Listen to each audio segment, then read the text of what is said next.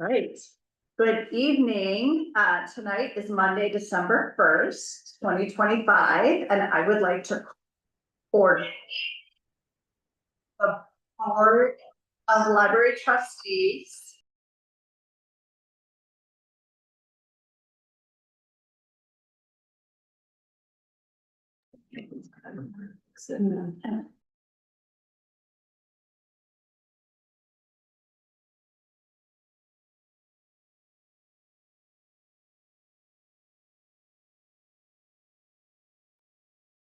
We may be having technical difficulties. We'll see. I think we're good. Okay. So as I was saying, it's Monday, December 1st. This is the Arlington Heights Memorial Library Board of Trustees Committee of the Whole meeting. And I would like to have a roll call, please. Trustee Burrell. Yeah. See you. Oh, no. We're doing a roll call and you're. Oh, here.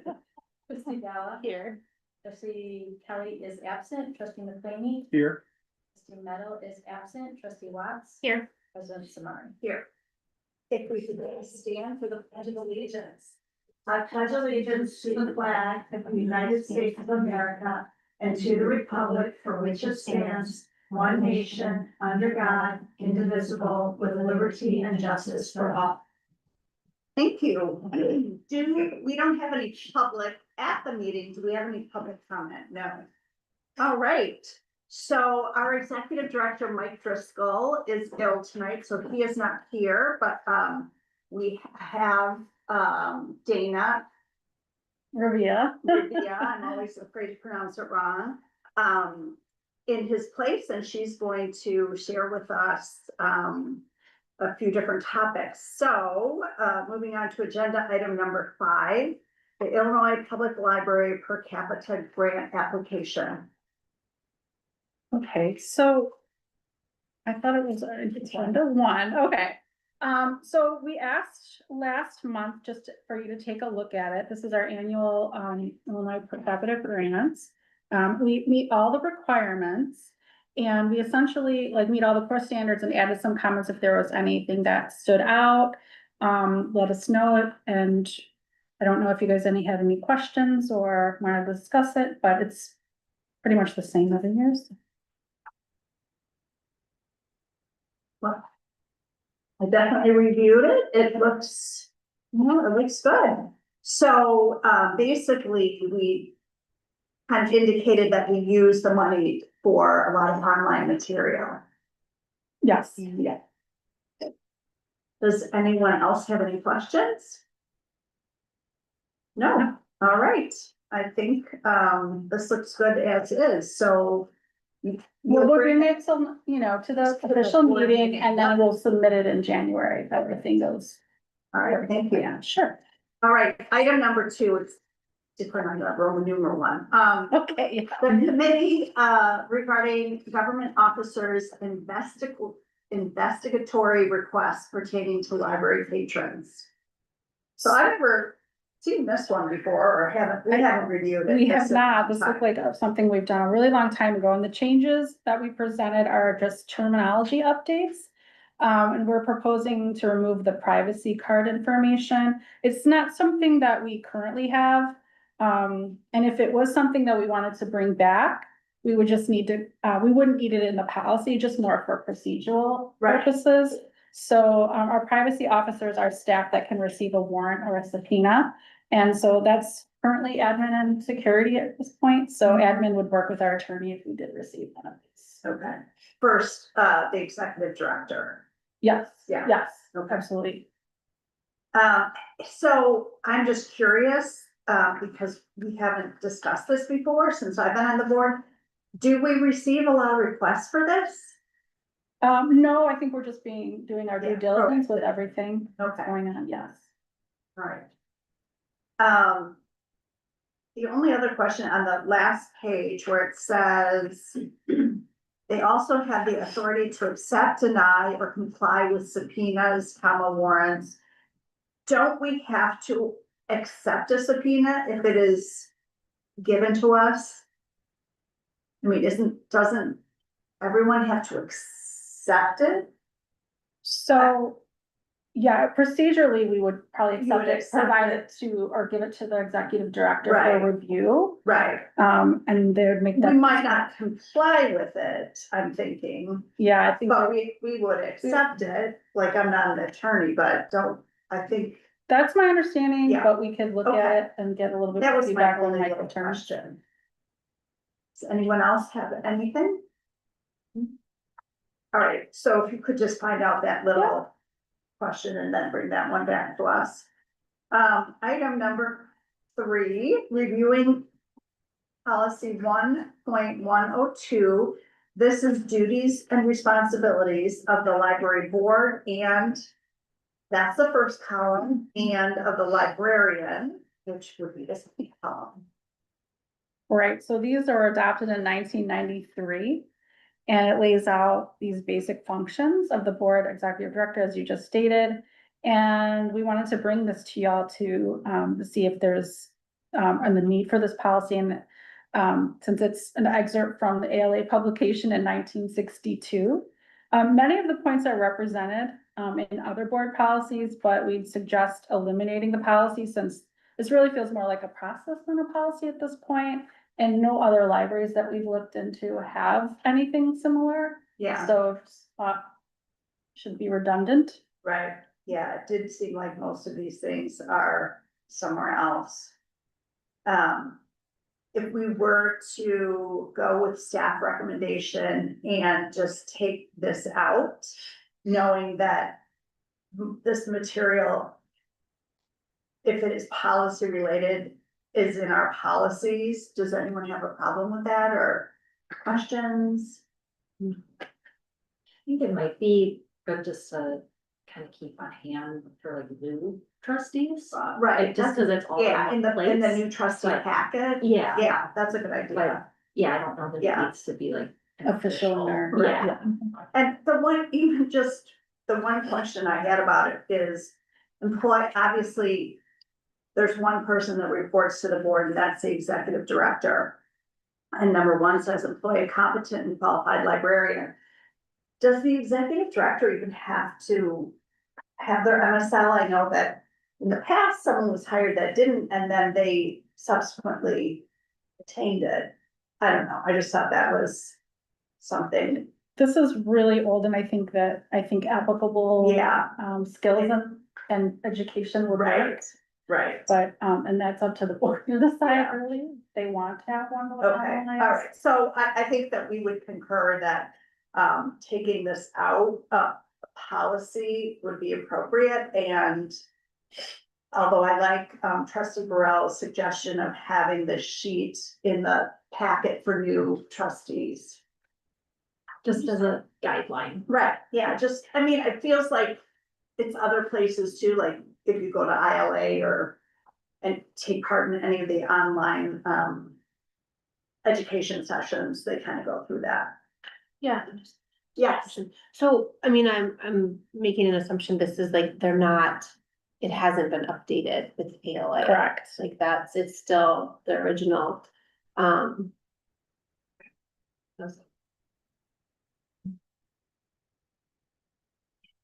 all right, moving on to item number 4, review of the policy 6.003, internet access. So, again, just time for our annual review of these policies.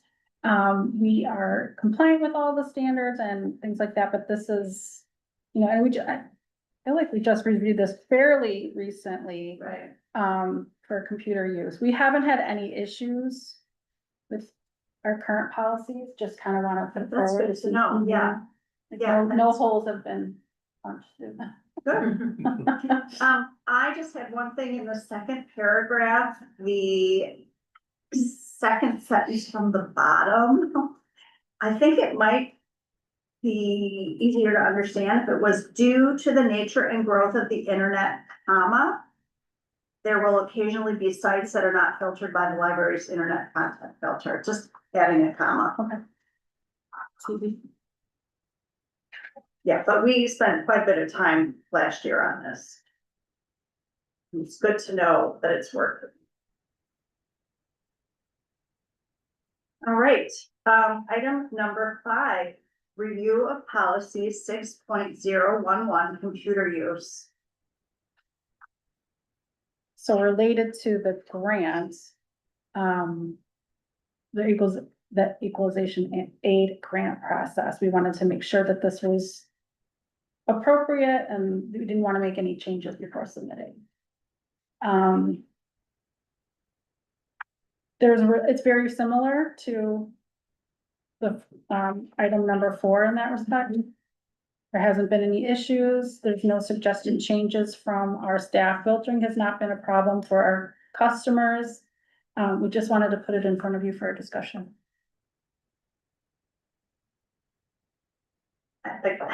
I guess I read these very carefully. So in paragraph number 2, the last sentence, I think internet should be lowercase to be consistent with the way it's indicated in other spaces.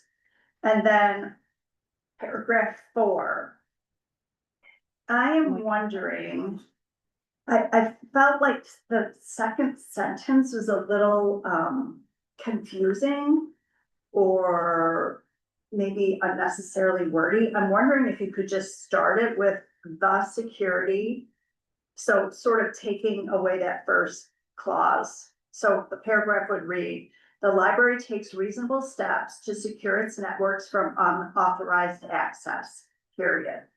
Next sentence, the security of information or transactions while using the library's equipment or networks is not guaranteed, period.